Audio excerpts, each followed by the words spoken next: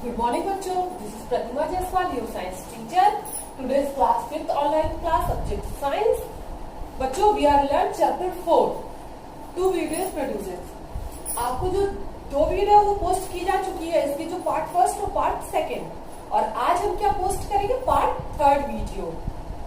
तो बच्चों ये जो हमारा चैप्टर है फूड एंड हेल्थ, तो इसमें हमने जो प्रीवियस वीडियोस में जो हमने पढ़ा था तो उसमें हमने ये पढ़ा था कि हमारे जो भोजन में कौन कौन से न्यूट्रिशंस पाए जाते हैं, या जो हमारा फूड मटेरियल जो हम पाते हैं वो हमारे बॉडी के लिए जो हम खाते हैं वो हमारी बॉडी के लिए क्यों जरूरी है.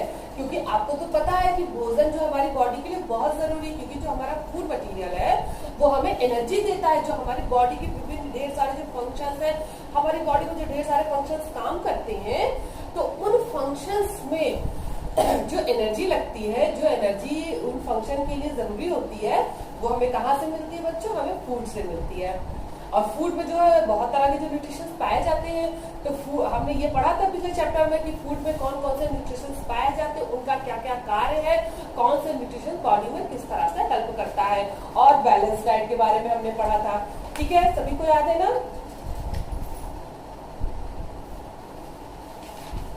I think first video is getting you know. तो पहला ही वीडियो दिया है और ये हमारा जो है सेकेंड वीडियो है. तो अब हम इसमें पढ़ेंगे डिसीजेस के बारे में बच्चों. तो जैसे कि जब हम फूड खाते हैं तो हमें न्यूट्रिशंस मिलते हैं, जिससे हमें एनर्जी मिलती है, और बॉडी हमारे जो है जो फंक्शन है हमारी बॉडी के वो हमारी काम करते हैं. तो हमारी बॉडी के जब सारे फंक्शन अच्छे से काम करते हैं तो हमारी बॉडी जो है वो हेल्थी रहती है, सही रहती है, फिट रहती है.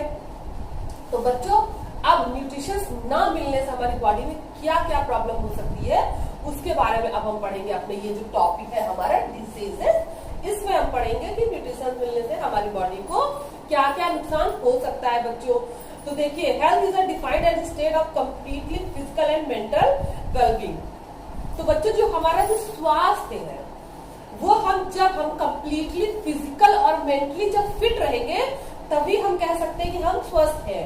अन्यथा अगर आप मान लीजिए फिजिकली फिट है लेकिन अगर मेंटली आप बहुत ज्यादा टायर्ड है या मेंटली आपका जो है बॉडी वर्क नहीं कर रहा है, तो क्या होगा? माइंड का आपकी बॉडी के सभी फंक्शन से कंट्रोल नहीं होगा और आप जो है हेल्थी नहीं रह पाएंगे, आप फिट नहीं रह पाएंगे. आपकी बॉडी जो है उनमें डिसीजेस आ सकते हैं. या आप मेंटली बहुत ज्यादा फिट है लेकिन फिजिकली आप बहुत ज्यादा दुबले हैं या बहुत ज्यादा मोटे हैं, तो क्या होगा कि आपकी बॉडी फंक्शन को अच्छे से बेयर नहीं कर पाएगी, तो भी आप फिट नहीं कहलाएंगे. तो बच्चों अगर हमें हेल्थी अगर हम कहलाना चाहते हैं तो हमें मेंटली और फिजिकली फिट रहना होगा. या वो बॉडी जो मेंटली और फिजिकली फिट रहती है उसे ही हम हेल्थी बॉडी कह सकते हैं, फिट बॉडी कह सकते हैं. तो बच्चों जब अगर हमारी बॉडी में न्यूट्रिशन की कमी हो जाए या डिसबैलेंस हो जाए या ज्यादा हो जाए तो हमारी बॉडी में डिसीजेस आ जाते हैं, यानी कि हमारी बॉडी को बीमारियां घेर लेती हैं, या हमारी बॉडी के फंक्शंस जो अच्छे से काम नहीं करते हैं उनमें बैक्टीरिया का अटैक हो जाता है, उनमें वायरस का अटैक हो जाता है और हमारी बॉडी जो है वो बीमार हो जाती है, इल हो जाती है और डिसीजेस से इफेक्टेड हो जाती है. तो आज हम पढ़ेंगे अपने चैप्टर में डिसीजेस के बारे में बच्चों. तो ये जो डिसीजेस है इनको 2 पार्ट में बांटा गया है. जो सबसे पहला पार्ट है वो है कम्युनिकेबल डिसीजेस और जो दूसरा है वो नॉन कम्युनिकेबल डिसीजेस. तो बच्चों जैसे नाम से ही पता चल रहा है कि कम्युनिकेबल मीन्स इसके अंदर कम्युनिटी है, मीन्स ये एक दूसरे को कम्युनिकेट करता है, यानी एक शरीर से दूसरे शरीर में फैलता है. जैसे कि आजकल आपका डिसीजेस देखिए चल रहा है कोरोना, ये एक वायरस से फैला है. तो जो कम्युनिकेबल डिसीजेस होता है वो by air, by touch, by water, by food एक दूसरे में फैलता है. एक बॉडी से दूसरी बॉडी, दूसरी बॉडी से तीसरी बॉडी, या कभी कभी इसको फैलने का जो चौथा कारण होता है वो होता है कि इसके लिए कोई कैरियर चलता है. जैसे कि मान लीजिए जो हमारा हैजा के जो डिसीजेस है उनमें क्या है कि मक्खियां उनको फैलाती हैं, या हमारा जो मलेरिया के डिसीजेस है उनको मच्छर फैलाते हैं. तो कुछ कैरियर्स भी चलते हैं, यानी कुछ जो उनके वाहक भी जो है वो डिसीजेस को फैलाते हैं. तो इस तरह से जो है बच्चों हमारे डिसीजेस जो कम्युनिकेबल डिसीजेस होते हैं वो एक बॉडी से दूसरी बॉडी में जाते हैं. अब हम चैप्टर हिसाब से पढ़ते हैं. Diseases that can pass one from an infected person to a healthy person is called communicable diseases। बच्चों वही बात जो भी मैंने बताई वही बात कही जा रही है कि वो डिसीजेस जो कम्युनिकेट होकर एक बीमार व्यक्ति से कम्युनिकेट होकर दूसरे अच्छे स्वस्थ व्यक्ति को भी बीमार कर दे तो वो डिसीजेस कम्युनिकेबल डिसीजेस है बच्चों। कम्युनिकेबल मीन्स पास होने वाला, कम्युनिकेट करने वाला या एक शरीर से दूसरे शरीर में जाने वाला डिसीजेस कम्युनिकेबल डिसीजेस है। ठीक है बच्चों। Such diseases are caused by microbes such as bacteria, virus, fungi and protozoas. तो ये जो भी डिसीजेस है इनका जो कारण होता है वो हो सकता है वायरस, बैक्टीरिया, माइक्रोब या हमारे जितने भी माइक्रो ऑर्गेनिज्म है इनके कारण जो है वो माइक्रो ऑर्गेनिज्म हो सकते हैं जो हमें दिखाई नहीं देते, हमारे शरीर में किसी कारण से प्रवेश कर जाते हैं और शरीर को बीमार कर देते हैं और फिर वो एक शरीर से दूसरे शरीर में कम्युनिकेट होकर स्वस्थ शरीर को भी बीमार कर देते हैं। तो कम्युनिकेबल डिसीजेस, तो ये जो बैक्टीरिया हुआ या वायरस जो माइक्रोब्स है जो इन डिसीजेस के लिए उत्तरदायी है इन्हें हम कहते हैं जर्म्स। तो बच्चों इसीलिए हम ढेर सारे जो है क्लीनिंग ऑब्जेक्ट का यूज करते हैं और क्लीनिंग हैबिट्स का यूज करते हैं। हम हमेशा जो है स्वच्छता पे ध्यान देते हैं, देना चाहिए। हम खाने से पहले हाथ धोते हैं, फ्रेश होने के बाद हाथ धोते हैं और वैसे भी आजकल कोरोना काल में तो हर 10 मिनट में हाथ धोने के लिए डॉक्टर्स हमें रिकमेंड करते हैं कि जिससे क्या होगी हमारे हाथों में जर्म्स रहे ही ना। जब जर्म्स हमारे हाथों में रहेंगे ही नहीं तो हम जब कुछ खाएंगे तो हमारे शरीर में जर्म्स जाएंगे ही नहीं तो हम डिसीजेस से इफेक्टेड नहीं होंगे और हम बीमार नहीं होंगे। तो जो ये माइक्रोब्स है, जो छोटे छोटे जो सूक्ष्म जीव है जो हमें बीमार करते हैं, जो कम्युनिकेट होकर एक दूसरे बॉडी में जाते हैं, उन्हें हम कहते हैं जर्म्स। ठीक है। तो these germs can spread when the infected person coughs, sneeze और spits। तो बच्चों ये जो डिसीजेस है ये फैलने के तरीके तो मैंने आपको बताया कि हवा से फैल जाते हैं, पानी से फैल जाते हैं, कंटामिनेटेड फूड यानी कि दूषित भोजन खाने से हो जाते हैं या कैरियर्स इनके होते हैं। तो बच्चों हवा में तो अपने आप आ नहीं जाते हैं। मान लीजिए कोई रोगी व्यक्ति जब वो स्नीज करता है, कोल्ड से स्नीज करता है या स्प्लिट करता है तो उसकी बॉडी में जो डिसीजेस माइक्रोब्स होते हैं वो क्या करते हैं, उसके स्प्लिट्स के साथ या उसके स्नीज यानी छींक के साथ जो है वो उसके जो ड्रॉपलेट्स होते हैं, वो जो वायरस माइक्रोब्स जो होते हैं वो ड्रॉपलेट्स के रूप में एयर में मिल जाते हैं और फिर वो एक हेल्थी मनुष्य के शरीर में बाय एयर पहुंच जाते हैं क्योंकि सांस तो सभी लेते हैं। ठीक है बच्चों। तो इसी तरह से उसी रोगी शरीर का जो व्यक्ति होगा उसके छूने से वाटर कंटामिनेटेड हो जाएगा और उसे कोई स्वस्थ व्यक्ति पी ले तो उसको डिसीजेस हो जाएंगे या खाना कंटामिनेट हो जाए, खाना खराब हो जाए, दूषित हो जाए तो उसको अगर कोई स्वस्थ व्यक्ति खा ले तो वो उसे इफेक्टेड कर देगा। अब जो है जो कैरियर्स वो कैसे काम करते हैं, जो मक्खियां होती है वो तो बच्चों किसी भी व्यक्ति को काटती नहीं है तो वो क्या करती है, मान लीजिए दूषित भोजन में बैठी हैं तो उनके पैरों में या उनके जो फ्लैगलास होते हैं उनमें क्या होता है कि वो बैक्टीरिया चिपक जाते हैं। फिर वो किसी अच्छे खाने पर बैठी तो अपने पैरों द्वारा बैक्टीरिया उस खाने में चले जाता है। अब उस कंटामिनेटेड फूड को कोई सही व्यक्ति खा लेता है, हेल्थी व्यक्ति खा लेता है तो वो डिसीजेस से जो है इफेक्टेड हो जाता है। और जो मच्छर होते हैं, मान लीजिए वो किसी इफेक्टेड व्यक्ति को ब्लड उन्होंने शक किया क्योंकि मच्छर सभी का ब्लड शक करते हैं, ये इनकी इसी से उनको फूड मिलता है तो उन्होंने उसके लिए उनमें नेक्टर होता है, उन्होंने एक पिन लाइक स्ट्रक्चर उनकी बॉडी में होता है, माउथ में एक पिन लाइक स्ट्रक्चर होता है, वो क्या करते हैं उसको पिंच करते हैं किसी बॉडी में और वहां से ब्लड शक करते हैं। जब वो पिंच करते हैं तो ब्लड शक करते समय वो जो डिसीजेस वाला जो ब्लड है वो उनकी बॉडी में आ जाता है और उसके बाद वो जब किसी सही व्यक्ति को काटते हैं तो वो जब उसमें उनकी वो अपनी नीडल लाइक स्ट्रक्चर को पिन करते हैं तो क्या होता है कि वो जो इफेक्टेड व्यक्ति को काटते हैं तो इफेक्टेड व्यक्ति से जो है माइक्रोब वो स्वस्थ व्यक्ति में चले जाते हैं और उनको भी बीमार कर देते हैं। तो बच्चों जो हमारा कम्युनिकेबल डिसीजेस है, अब कम्युनिकेबल डिसीजेस है मीन्स वो कैसे भी हमको इफेक्ट कर सकता है तो इसमें क्या होगा कि हमें पहले ही बचाव करना पड़ेगा। मीन्स हम कुछ ऐसा करें कि हमें अगर कोई मान लीजिए हमारी बॉडी में डिसीजेस आ रहा है तो उससे लड़ने के लिए हमारी बॉडी में पहले से ही एक रक्षक को हम बिठा दें, है ना, कुछ ऐसा ही हम कर सकते हैं। तो बच्चों हमारे साइंटिस्ट ने इसका इलाज भी ढूंढ लिया है कि हम हर डिसीजेस का है जो वैक्सीन आती है तो हम अपनी बॉडी को अगर हम वैक्सीनेशन करवा लेते हैं मीन्स वैक्सीन लगवा लेते हैं तो अगर कोई कम्युनिकेबल डिसीजेस हमारी बॉडी पे अगर इफेक्ट कर रहा होगा, मान लीजिए माइक्रोब्स हमारी बॉडी में आ रहे होंगे, तो क्या होगा कि हमारी बॉडी जो है उस रोग से लड़ने में सक्षम होगी और उस रोग के माइक्रोब्स को मार देगी। तो देखिए आपका जो है ये वैक्सीनेशन प्रोसेस, ये देखिए वैक्सीनेशन आपको पहले आपको कम्युनिकेबल डिसीजेस के नीचे जो टॉपिक वैक्सीनेशन दिया है, सभी बच्चे उस टॉपिक को देखेंगे वैक्सीनेशन को। तो उसमें लिखा है vaccination is the process of using substance called vaccine for the prevention of diseases.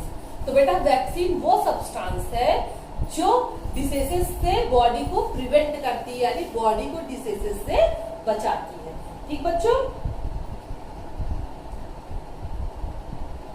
तो ये वैक्सीन कैसे काम करती है? जब बॉडी को वैक्सीनेट कर दिया जाता है, पहले से बॉडी में वैक्सीन जो है वैक्सीन लगा दी जाती है, यानी पहले से वैक्सीन क्या होती है, एक प्रकार की एंजाइम होती है जो बॉडी में ऐसे माइक्रोब भी प्रोड्यूस कर सकती है जो उन रोगों से लड़े, या उनके खिलाफ जो है वो एंटीबॉडी प्रोड्यूस कर देती है वैक्सीन। तो बॉडी में जब वैक्सीन हम लगवा लेते हैं तो हमारी बॉडी में एंटीबॉडी प्रोड्यूस हो जाता है। तो जब उस रोग के डिसीजेस हम पे हमला करते हैं, माइक्रोब या जर्म हम पे हमला करते हैं, तो हमारी बॉडी में जो एंटीबॉडी बना होता है वो क्या करता है, उस जर्म से लड़ता है, उस जर्म को मार देता है, तो हम उस डिसीजेस से इफेक्टिव नहीं होते हैं। तो वैक्सीनेशन जो है कम्युनिकेबल डिसीजेस से बचने का सबसे अच्छा उपाय है। तो अब बच्चों हम यहाँ कुछ कम्युनिकेबल डिसीजेस के बारे में पढ़ेंगे, जैसा कि आपके पेज नंबर 51 पे देखिए दिया गया है कम्युनिकेबल डिसीजेस। सभी लोग बुक अपना खोल लें। और तो बच्चों सम कम्युनिकेबल डिसीजेस आप देखिए आपकी बुक में देखिए चार्ट बना हुआ है। तो सबसे पहला देखिए डिसीजेस है वो है फ्लू। तो फ्लू जो है वो एक वायरस, माइक्रो वायरस द्वारा फैलता है, वायरस द्वारा फैलने वाला रोग है। और इसका जो सिम्टम्स वो क्या है, सोर थ्रोट यानी कि गले में खराश, नाक बहना और भोजन को निगलने में प्रॉब्लम, डिफिकल्ट होता है भोजन निगलने में, फीवर आ जाता है, सर दर्द होता है और बॉडी बदन में दर्द होता है। तो जब ये सारे सिम्टम्स आते हैं, सोर थ्रोट हो या नाक बहे या निगलने में दिक्कत हो, फीवर हो, तो ये सभी क्या है, फ्लू के लक्षण है। तो ये फ्लू के लक्षण है और ये कम्युनिकेबल डिसीजेस है बच्चों। और इसका जो प्रिवेंशन है या इसका जो केयर है वो क्या है कि अगर किसी को फ्लू हो जाए तो उसको प्रॉपर मेडिसिन लेना चाहिए, प्लेंटी ऑफ रेस्ट लेना चाहिए, प्लेंटी ऑफ फ्लूइड यानी लिक्विड भोजन ज्यादा से ज्यादा खाना चाहिए, कप ड्रॉप लेना चाहिए और सॉल्ट वाटर गार्गल करना चाहिए, नहीं गार्गलिंग करना चाहिए, मीन्स नमक वाले पानी से गरारा करना चाहिए। ठीक है बच्चों। उसके बाद हमारा जो दूसरा है हमारा मीजल्स जो है, मीजल्स का ये भी वायरस जनित रोग है बच्चों। ये भी कुछ फ्लू जैसा ही होता है। तो इसके सिम्टम्स क्या है, इसमें नाक बहता, फीवर आता है, कफ होता है, इसमें आंखें लाल हो जाती हैं, रैशेस हो जाते हैं और इनमें वजन तेजी से घटने लगता है। और इसका जो प्रिवेंशन है तो vaccination at an early age, तो बहुत छोटे ही उम्र में जो है इसका वैक्सीनेशन करा लेना चाहिए। और ये मीजल्स होने पर क्या है, लिक्विड मात्रा में भोजन ज्यादा लेना चाहिए और बेड रेस्ट लेना चाहिए। और बेड रेस्ट ही सबसे ज्यादा इसमें जरूरी है। बेड रेस्ट लेंगे तो वेट लॉस और रेडनेस और ये सब चीजें जो अपने आप ही कम हो जाएंगी। तो बच्चों अब उसके बाद जो है चिकन पॉक्स, ये भी वायरस से फैलने वाला रोग है।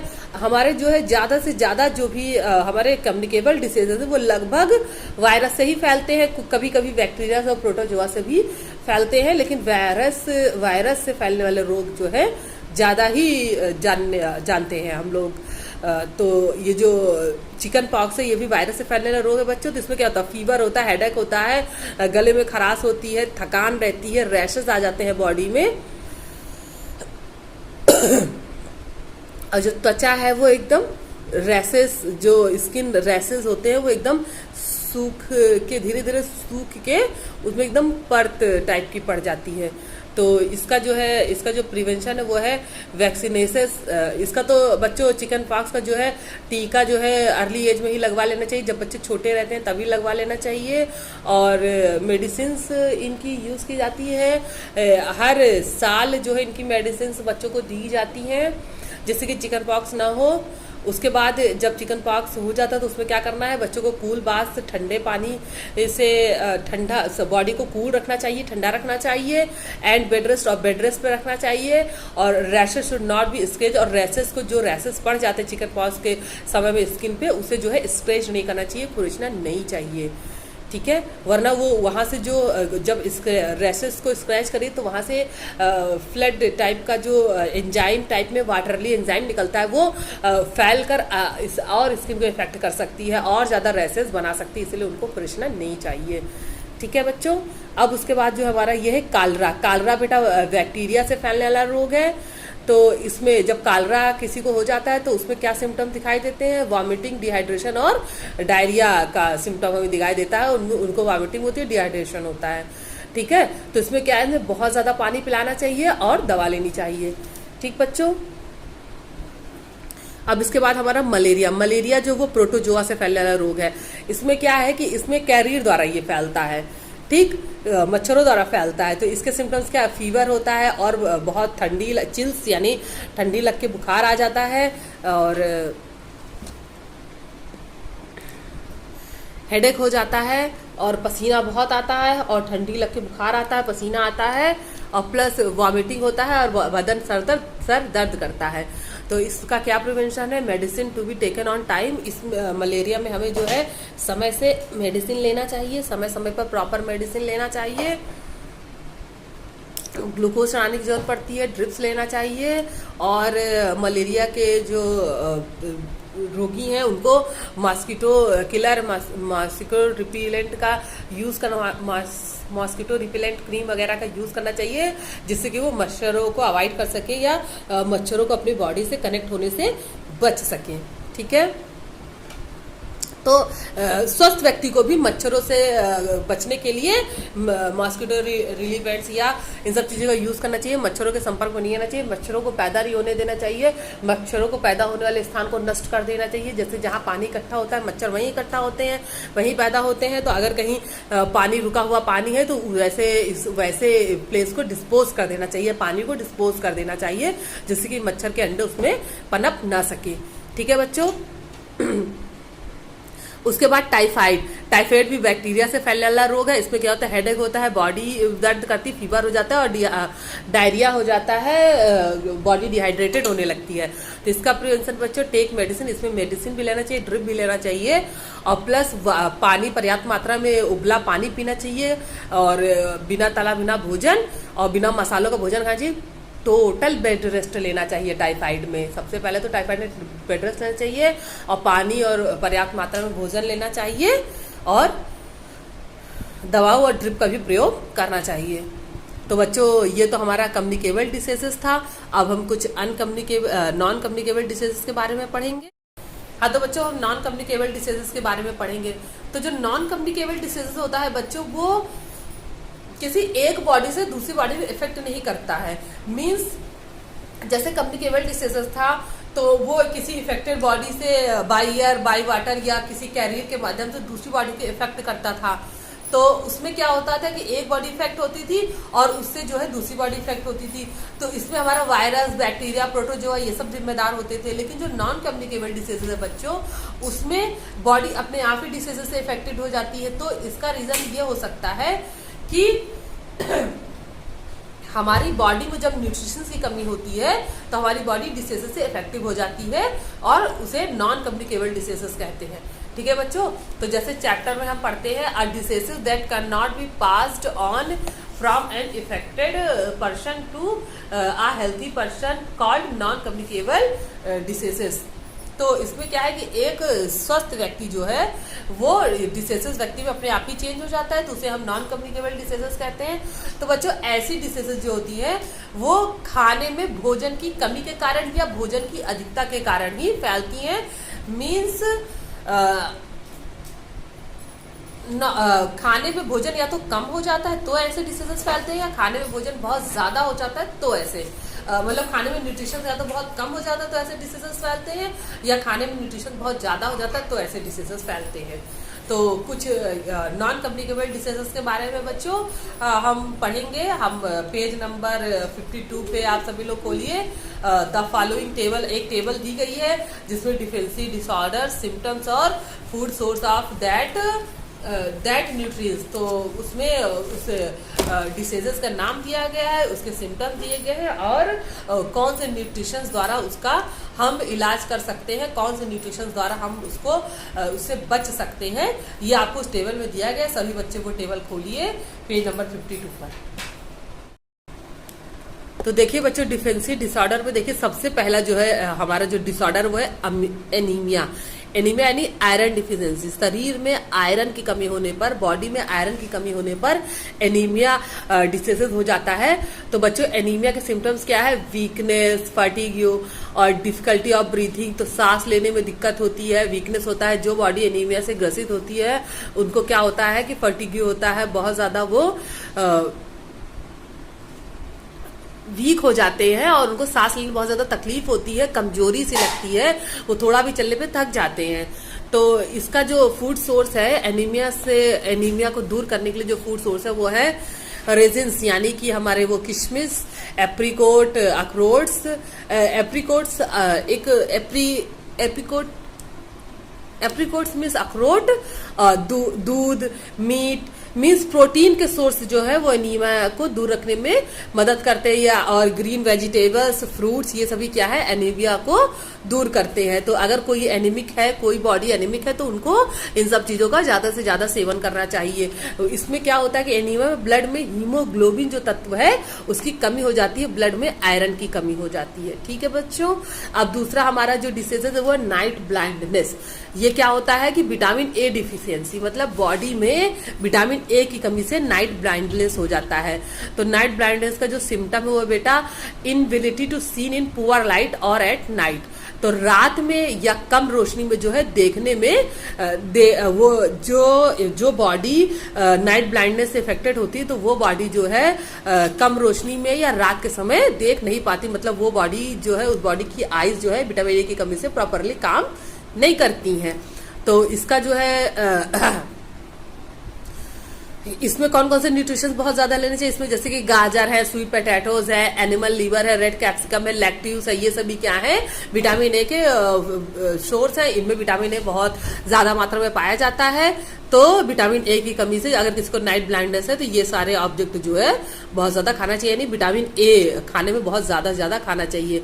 अब इसके बाद हमारा बेरी यानी विटामिन B1 डिफिशियंसी रोग है। विटामिन B1 जो होता है थायमीन होता है, ये थायमीन एंजाइम के लिए जिम्मेदार होता है। हमारी बॉडी में जो थायमीन बनता है वो विटामिन B1 की वजह से बनता है। बच्चों थायमीन क्या होता है?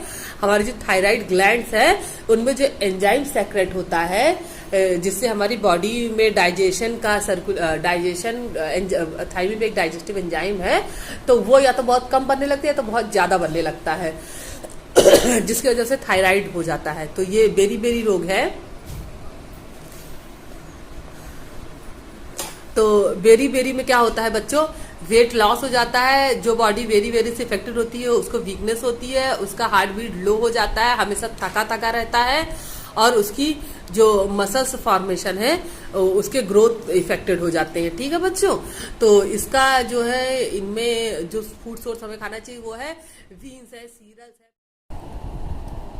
Beans, cereals, peas, fish, nuts, watermelon. तो ये सब चीजें जो है हमें बेरी रोग में ये सब चीजें खानी चाहिए। अब बच्चों उसके बाद स्कर्वी रोग। तो स्कर्वी रोग जो होता है वो है विटामिन सी की कमी से। तो जो हमें आपको एक बात हम बताएं कि विटामिन सी ही एक ऐसा विटामिन है जो बॉडी में स्टोर नहीं होता है। तो ये बॉडी में स्टोर नहीं होता है, इसलिए इसकी कमी जो है हमें हमेशा इसकी कमी से बचने के लिए जो है विटामिन सी रिच फूड जो है हमें यूज करना चाहिए। तो देखिए विटामिन सी की कमी से क्या हो जाता है? इरिटेशन होता है, swelling of joints, bleeding gums. तो इसमें क्या होता है कि जो हमारे जम्स है वहां से ब्लीडिंग होने लगती है, यानी हमारे दांतों के जम से ब्लीडिंग होती है, या हमारे जो जॉइंट्स है, हमारे जो हाथों पैरों के जो जोड़ है वो स्वेल्ड हो जाते हैं। तो इसीलिए विटामिन सी जो हमें हमेशा प्रॉपर मात्रा में लेना चाहिए, क्योंकि ये बॉडी में जो है स्टोर नहीं होता है, तो हमें इसको डेली लेना चाहिए। इसका जो बच्चों सोर्स है वो है guavas, papayas, citrus fruit, tomatoes, grapes, berries. तो जितने भी हमारे खट्टे फल हैं वो उन सभी में विटामिन सी पाया जाता है। और हमारा पपीता है या मतलब खट्टे जो भी फल खट्टा है, बेरी बेरी या ग्रेप्स वगैरह, तो ये सभी क्या है विटामिन सी के सोर्स होते हैं। ठीक बच्चों, उसके बाद हमारा रिकेट्स जो है वो विटामिन डी की कमी से होता है। तो सभी को पता है कि विटामिन डी जो है वो फूड मटेरियल में तो पाया ही जाता है, लेकिन सूर्य के प्रकाश में जो विटामिन डी एक ऐसा विटामिन है जो सूर्य के प्रकाश में पाया जाता है, तो ये हमें फ्री ऑफ कॉस्ट मिलता है। तो इसकी कमी तो बॉडी में होनी नहीं चाहिए, लेकिन इसकी कमी से क्या होता है कि हमारी बॉडी में जो है हमारी बोन्स है वो कमजोर हो जाती है, हमारी बोन्स मुलायम पड़ जाती है, कमजोर हो जाती है, टेढ़ी भी हो सकती हैं। तो इसीलिए विटामिन डी की कमी से होने वाले रोग को हम रिकेट्स कहते हैं, कि हमारी हड्डियों को इफेक्ट करता है। तो विटामिन डी की कमी हमारी बॉडी में नहीं होनी चाहिए। तो इससे अगर विटामिन डी की कमी हो जाए तो हमें क्या क्या फूड मटेरियल लेने चाहिए बच्चों? कॉड लीवर ऑयल, लीवर का तेल, या हम कह सकते हैं एनिमल ऑयल। उसके बाद fish, milk, dairy products, eggs, mushroom, spinach, पालक हुआ, ये हुआ, जितने भी हमारे विटामिन डी के सोर्स हैं उनको हमको ज़्यादा से ज़्यादा लेने चाहिए। अब उसके बाद बच्चों देखिए ये क्या है, ग्वाइटर बच्चों आयोडीन डिफिशिएंसी से होता है, यानी बॉडी में आयोडीन की कमी से ग्वाइटर रोग होता है। ये देखिए बच्चा आपको पिक्चर में,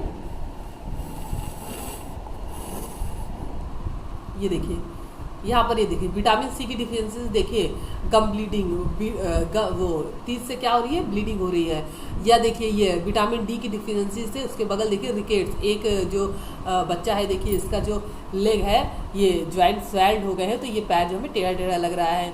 ये देखिए ये प्रोटीन डिफिशिएंसी से होने वाला रोग है। अभी हम इसको पढ़ेंगे।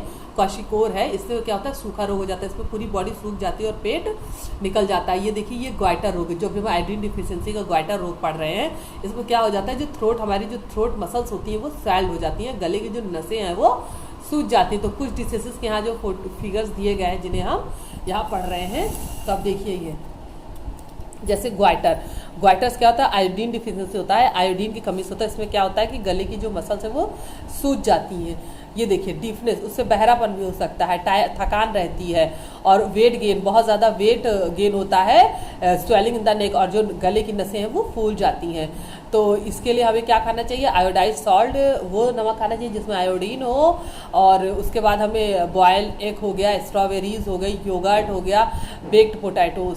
तो इसमें क्या है कि भुने हुए आलू या दही, ये सब चीज़ें खानी चाहिए जिससे कि आयोडीन की कमी पूरी हो और ग्वाइटर रोग ठीक हो जाए, गले की नसें जो स्वेल्ड रहे वो सही हो जाए। या क्वाशिकोर बेटा ये प्रोटीन डिफिशिएंसी होता है, यानी कि शरीर में प्रोटीन की कमी से होता है। तो प्रोटीन डिफिशिएंसी से होने वाले जो रोग है क्वाशिकोर, तो इसमें क्या होता है बेटा, इसमें बोटेड वैली जो होती है, पेट की टमी जो होता है वो बाहर आ जाता है, बच्चे का विकास रुक जाता है, बच्चा बहुत ज़्यादा कमज़ोर होता है, पूरी बॉडी कमज़ोर हो जाती है और उसका डेवलपमेंट जो है वो रुक जाता है। तो इसको कमी को दूर करने के लिए हमें क्या खाने चाहिए, जितने भी प्रोटीन का सोर्स है, फिश है, एग है, मीट है, मिल्क है और अदर डेयरी प्रोडक्ट्स, यानी जो भी प्रोटीन के सोर्स है उन्हें हमें खाने चाहिए। जिसकी कमी होती है उसी के सोर्स को हमें यूज़ करना चाहिए, जिससे कि हमारा ये डिसीज़ से हम छुटकारा पा सकते हैं। तो बच्चों आपका ये चैप्टर कंप्लीट हो गया। अब आप लोग ये एक्सरसाइज करेंगे, तो चैप्टर 5 का ये है, तो आपको एक्सरसाइज अभी पोस्ट कर दिया जाएगा इस वीडियो के साथ। तो आप लोग ये इस एक्सरसाइज को इसको सॉल्व मैं अभी सॉल्व करके पोस्ट करूंगी, सभी लोग इसको कर लेंगे, ठीक है। तो आप वीडियो के अकॉर्डिंग अपना होमवर्क कंप्लीट कर लीजिएगा। Good luck for your homework, thank you.